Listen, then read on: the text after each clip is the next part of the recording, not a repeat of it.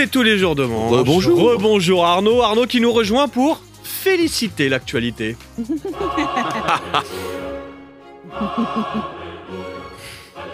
Oui, j'ai voulu une musique modeste pour mon arrivée. Je me suis dit que c'était bien. Non, je déconne, c'est pas pour moi, évidemment. Mais vous avez vu, le miracle! La grève des raffineries pourrait finir. Oui. Ça y est, le travail a repris dans certains secteurs. Alors, tout n'est pas réglé, hein. C'est encore la galère en région parisienne, notamment. Je suis d'ailleurs très surpris de vous voir chaque matin autour de cette table. Je me dis comment ils ont fait. Comment ils ont trouvé du carburant? Le dealer de shit de Charles a dû se reconvertir dans l'essence. Il vient le voir en bas de l'immeuble. J'ai de la bonne sans-plomb à faire partir. Ça te dit un petit bidon ou deux à la cave? C'est pour ça que vous êtes là. Hein. Et ensuite, je refourgue à tout le monde dans le parking ici, évidemment. Alors, en attendant la fin de cette pénurie de carburant, de plus en plus de Français se tournent vers le vélo ou la marche à pied. Oui, mais c'est plutôt sain comme activité. À ce sujet, la CGT nous envoie d'ailleurs une petite publicité. Envie de perdre du poids? Passer au régime comme j'aime la CGT? Moi, c'est Henri Lecomte. Vous me reconnaissez? Mais si, c'est moi qui ai été éliminé en 32e de finale à l'US Open par Michael Chang en 86. Vous n'avez certainement pas oublié? Grâce au régime comme j'aime la CGT, j'ai retrouvé le plaisir du vélo et de la marche à pied et j'ai perdu 23 kilos. C'est l'équivalent de 1500 balles de tennis. Vous vous souvenez de la pub où il comparait avec les balles de tennis? Et j'ai aussi perdu 1500 balles tout court parce que je suis arrivé en retard à un rendez-vous client.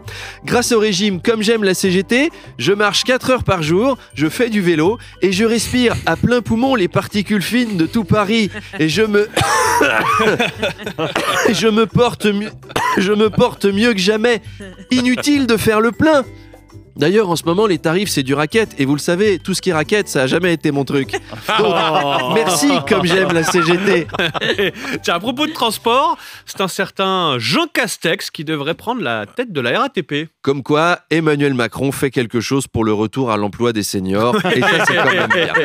Vous, je sais pas, mais moi, il m'a manqué, Jean Castex. Et puis, il a le profil. Enfin, je veux dire, il a plus une tête à travailler à la RATP qu'à être Premier ministre. Alors, il s'était déjà pris le bec avec la RATP sur l'ouverture à la concurrence. Donc, tout logiquement, il s'est dit... Tiens, ils me détestent, ma place est auprès d'eux. Ils vont être contents, hein, les salariés de la RATP, quand ils vont le voir arriver après l'avoir insulté pendant des semaines. C'est comme quand, tu sais, un type te fait une queue de poisson sur l'autoroute, tu lui fais un gros doigt d'honneur, et 20 minutes plus tard, il t'accueille pour ton entretien d'embauche. Là, tu regardes tes comptes. Mais il a le profil, Jean Castex. On se souvient des conférences pendant le Covid avec des consignes du genre « Vous pouvez manger debout au restaurant, mais pas assis. S'il aime le bordel, à la RATP, il va pouvoir donner la pleine mesure de son talent. » Chers voyageurs, content de vous retrouver. Alors, pour aujourd'hui, le trafic s'annonce... alors, où est-ce que j'ai mis mes lunettes? Alors, quelques perturbations sont à prévoir. Ne vous inquiétez pas, tout sera aussi bien géré que pendant la pandémie, je vous le promets. Sur les lignes 13, 9, 7, vous pouvez vous tenir debout entre 8h et 14h, sauf dans les wagons de plus de 30 personnes, les jours impairs. Si vous êtes plus de 8 par wagon sur la ligne 3 entre 20h et 22h, il sera interdit de descendre à la station Wagram pour papy et mamie, dans un esprit de simplification. Je rappelle d'ailleurs que faire la manche dans le wagon constitue un délit et je... Non mais, qu'est-ce que vous faites là, monsieur? Qu'est-ce que vous voulez? Mesdames, messieurs, bonjour. Je m'appelle Patrick Pouyanné, je suis PDG chez Total.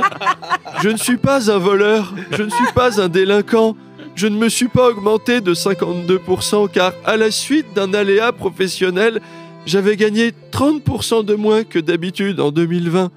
Alors je vous demande juste 1 million ou 2, parce que aujourd'hui, on n'a plus le droit de gagner 400 000 par mois. Ah, le pauvre Patrick, le pauvre Patrick. Allez, je vous laisse. J'ai fait sport hier, je dois partir faire des exercices de récupération, mais je vous laisse avec Éric Zemmour, qui lui arrive aussi pour faire un bel exercice de récupération. Alors à demain, à demain. Oui. Voilà, merci d'avoir regardé cette vidéo. Si elle vous a plu, abonnez-vous et surtout, venez au spectacle.